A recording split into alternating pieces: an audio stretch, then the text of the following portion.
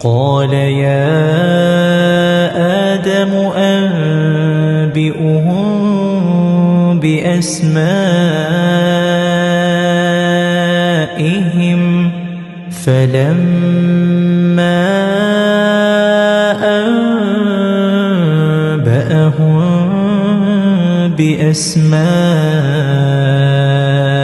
بأسمائهم قال ألم أقل لكم إني أعلم غيب السماوات والأرض وأعلم ما تبدون وما كنتم تكتمون.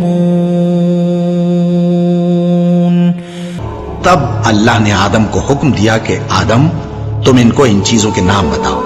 سو جب انہوں نے ان کو ان کے نام بتائے تو فرشتوں سے فرمایا کیا میں نے تم سے نہیں کہا تھا کہ میں آسمانوں اور زمین کی سب پوشیدہ باتیں جانتا ہوں اور جو تم ظاہر کرتے ہو اور جو پوشیدہ کرتے ہو سب مجھ کو معلوم ہے. وَإِذْ قُلْنَا لِلْمَلَائِكَةِ اسْجُدُوا لِآدَمَ فَسَجَدُوا إِلَّا إِبْلِيسَ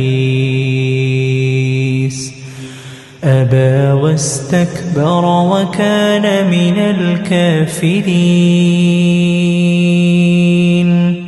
اور جب ہم نے فرشتوں کو حکم دیا کہ آدم کے آگے سجدہ کرو تو وہ سب سجدے میں گر پڑے مگر شیطان نے انکار کیا اور غرور میں آ کر کافر بن گیا. وَقُلْنَا يَا آدَمُ اسْكُنْ أَنْتَ وَزَوْجُكَ الْجَنَّةَ وَكُلَا مِنْهَا رَغَدًا حَيْثُ شِئْتُمَا وَلَا تَقْرَبَا هَذِهِ الشَّجَرَةَ فَتَكُونَا مِنَ الظَّالِمِينَ. اور ہم نے کہا کہ اے آدم تم اور تمہاری بیوی بہشت میں رہو اور جہاں سے چاہو بے روک ٹوک کھاؤ پیو لیکن اس درخت کے پاس نہ جانا نہیں تو ظالموں میں ہو جاؤ گے.